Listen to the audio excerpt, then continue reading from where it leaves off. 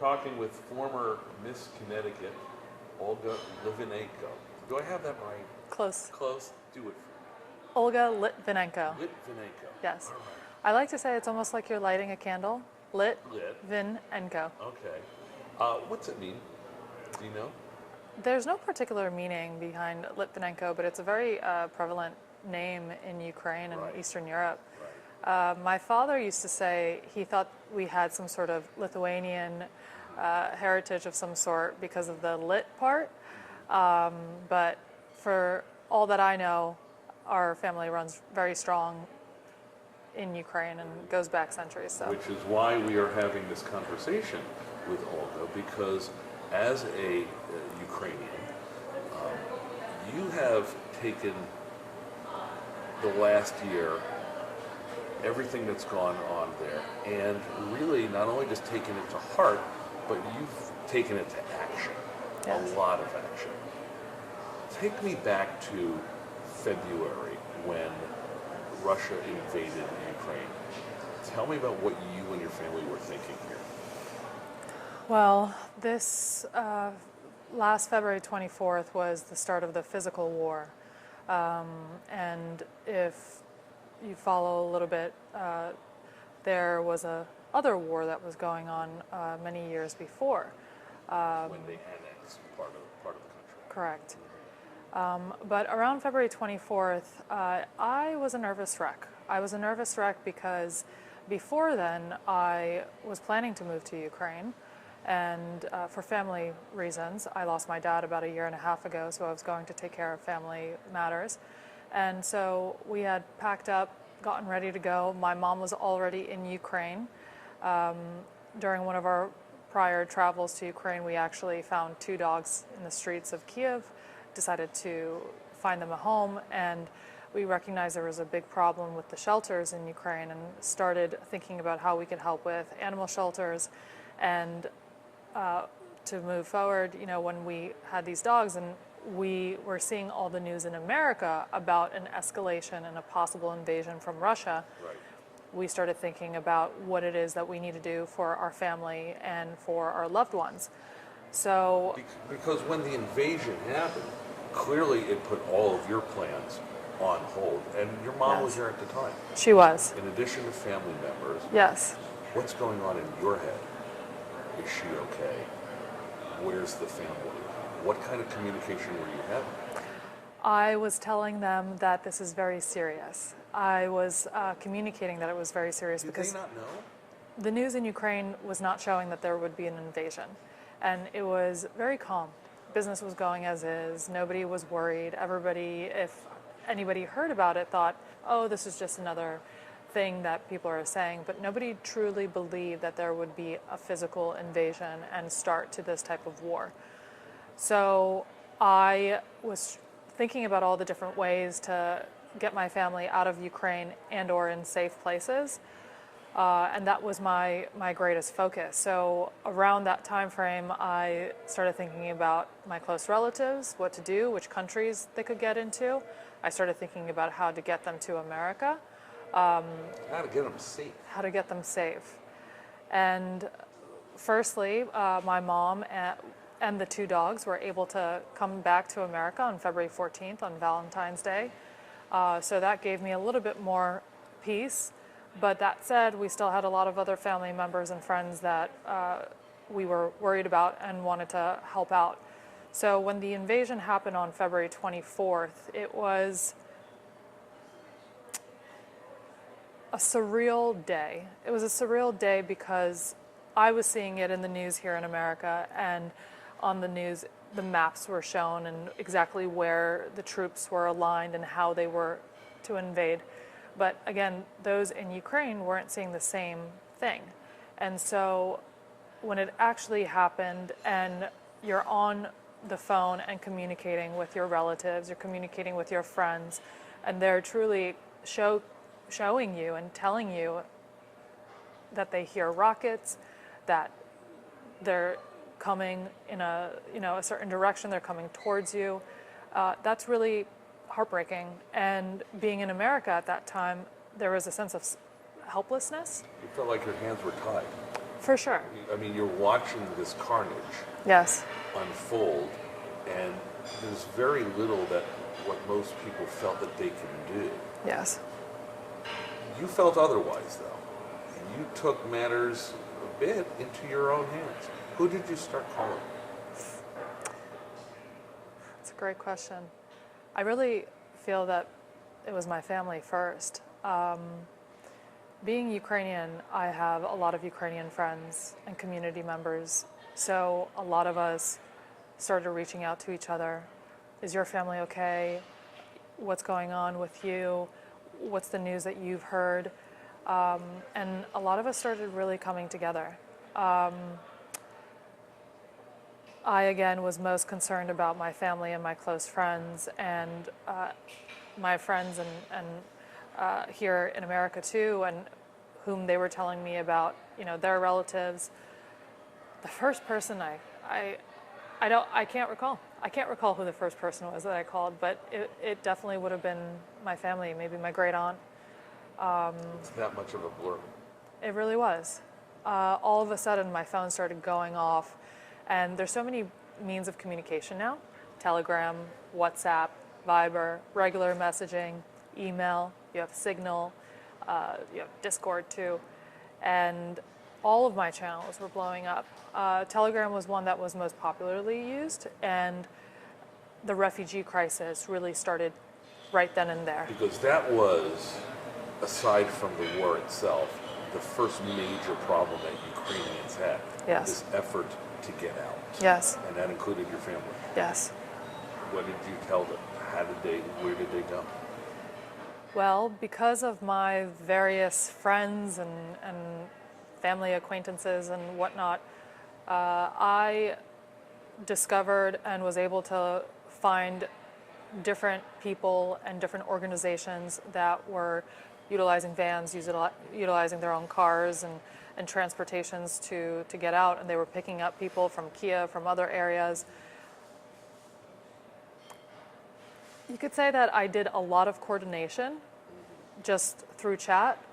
I even, at some point, I was talking with a lot of people I didn't know.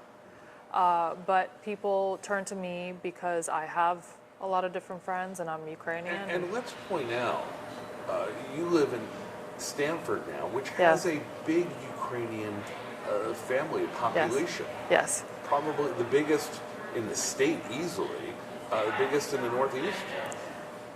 I'm not sure about that. You may know better than me, but Stanford certainly is a prominent one. Yeah. People that you don't know. Yeah. That are seeing what you're doing, Yes. and this coordination effort starts blowing up. Yes. Yes. We all work together. We all work together. One of my close friends too is Dr. Ina Lazar. So she's a co-founder of USA for Ukraine, and we immediately also connected. And one of the things that, this was hour by hour, it wasn't even day by day, maybe minute by minute, we were thinking about what do we do, how do we help people, and it probably took us about a couple of days of letting go of our helplessness being abroad and saying we need to really put more effort into notifying people of what's going on, what the truth is, and how people can help. So it was the Stanford community. At that point, right now I'm living in Stanford, but at that point I was in Greenwich. It was reaching out to the Greenwich community as well. I reached out to our representatives. Fred Camillo was a huge help, who is the town selectman of Greenwich. Ryan Fazio, who I actually grew up with. I've known him since elementary school. And then we had others to follow. Senator Blumenthal, Congressman Himes, we had Harry Aurora, and the list goes on. And we started really trying to work together. And speaking of going on, the war went on. Yes. A lot longer than many people thought, to the Ukrainians' credit. Yes. Of being tough and standing ground. But as somebody who's coordinating efforts to help, you kind of changed your focus a little bit. You went from getting people contact and getting information to them, to getting aid to them as well. Yes. Tell me about that. Well, I took a trip and actually went to the refugee center in Poland, in Przemyśl, and I had firsthand experience in seeing everything that was going on there. After we started establishing USA for Ukraine and working with all of our state representatives, I wanted to make a difference and to actually help the people directly. So I was put in touch with other individuals from France, and we worked together to actually transport the refugees from Przemyśl to France and get them into proper homes and get them all their documentation. That first time you were in Poland, Yes. did you go over the border into the Ukraine? The first time I did not. No, it was not advised for me to go. I didn't go until it was around, I would say, end of March. And I went with the Global Empowerment Mission. We went together. They're currently our partner organization. And it was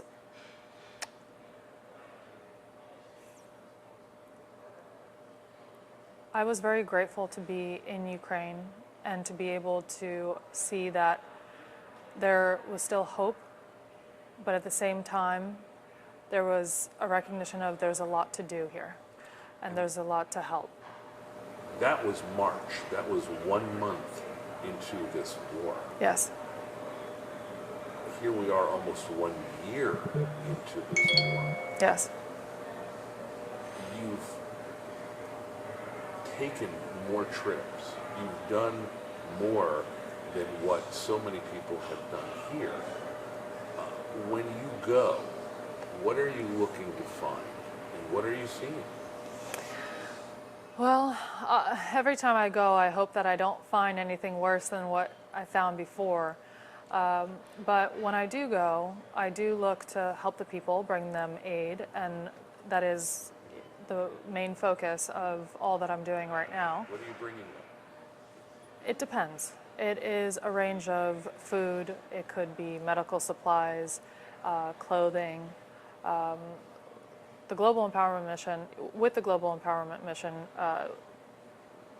they have a huge warehouse, so we've been able to utilize that and go direct distributions and actually give out to the people boxes of food and things that they need, hygiene kits. It's a wide variation of a bunch of different supplies and goods depending on what the needs are in different locations.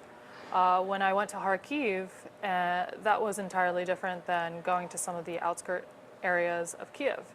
Kharkiv was extremely devastated. Every block was blown up. There was not a building that I saw that didn't have a piece, some sort of shelling or a rocket that went through it. And those people were looking for food because a lot of the grocery stores weren't available or open. They were looking for essential items, bedding, places that they could comfortably sleep. Some people need light. Some people need, heat now. It's really a variation of things. It's all of the things that we take for granted stripped from the everyday citizen in Ukraine. Let's talk about the obvious parental question. How safe were you during all these trips? As safe as can be. I'm saying that I felt safe because I have such a strong love for everything that I'm doing and for the people.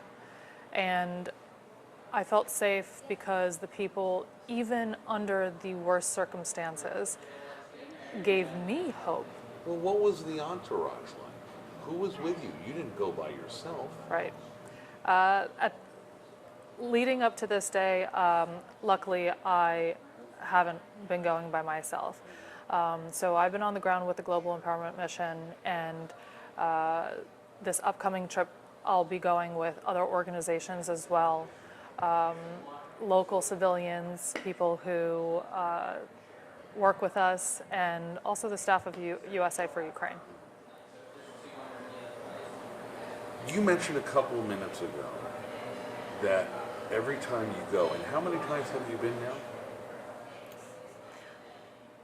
Maybe over 10 times, maybe around 10. I'm not counting, but a lot. You mentioned every time you go, you hope to see it in better shape. Yes. Has that been the case? It has not been the case, unfortunately. It gets worse and worse. The areas that we help and I've seen rebuilt have been getting better, and people have continued to go to work, and people continue to live their lives. But Ukraine is still being hit very, very hard. It's still being devastated. And in fact, my last trip, Kiev had never been hit so hard.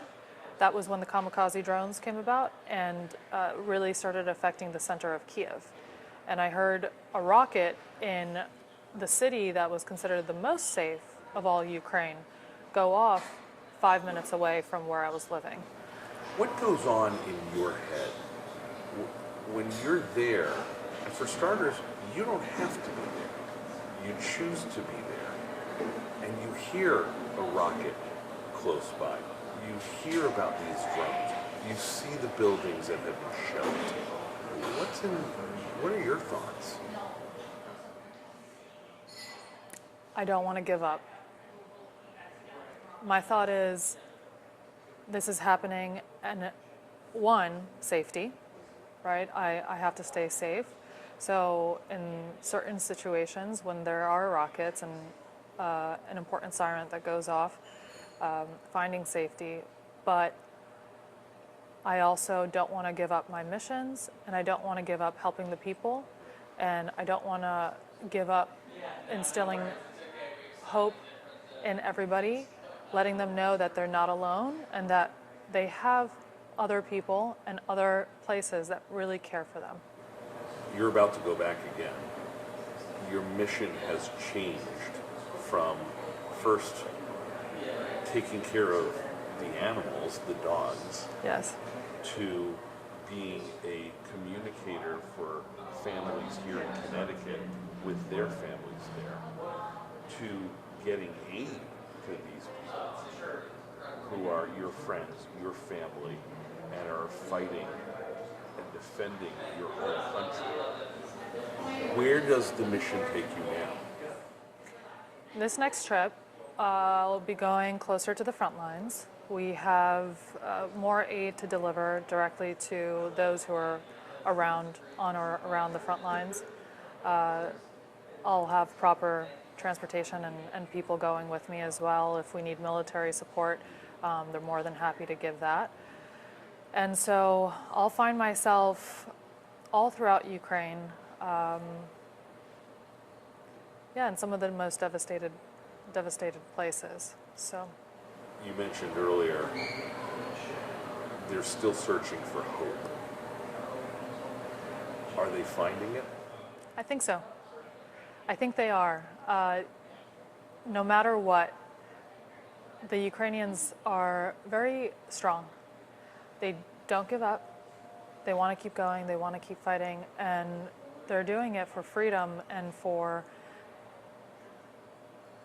what they deserve to have in their own country, what they've been working for 30 plus years now.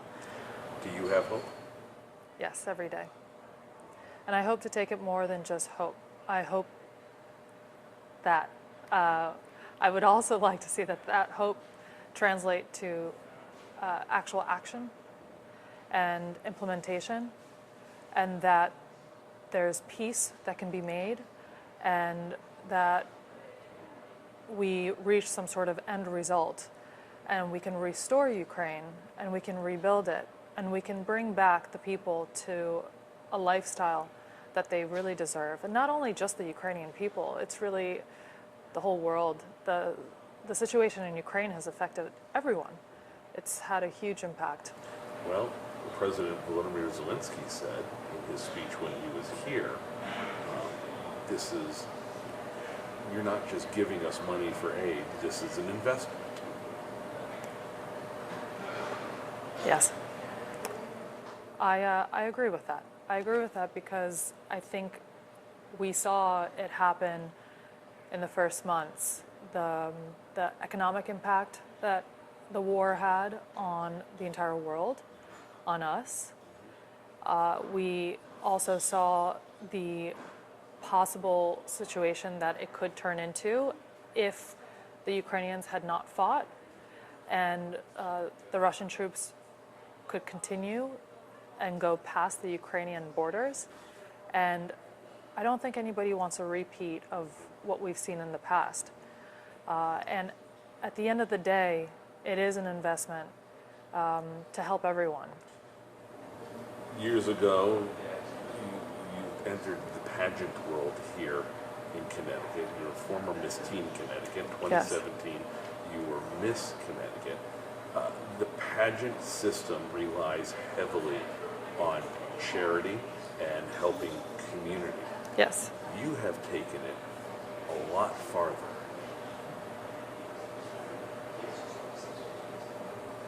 Are you done? Am I done with what? Philanthropy? Never. You know, I'm being Miss Connecticut USA 2017 and Miss Connecticut Teen. I had the wonderful opportunity to work with a multitude of charitable organizations, and that some of them I even took it further, joined their committees, became, advisory members. But this is a culmination of all of those efforts you did here on a global scale. You're right, and it's been the title gave me a platform to talk more about important issues going on, and all of my prior experience maybe has led me to be where I am today and to be able to do what I am doing today. And I'm very grateful for that. It's given me a lot of preparation and experience, and I am blessed to be able to be a representative from Connecticut and to have that former experience to be able to progress and bring further awareness to people about the seriousness of the cause happening in Ukraine and to direct them in the appropriate channels of how they can help. Olga Litvinenko, thank you. Thank you so much, Matt.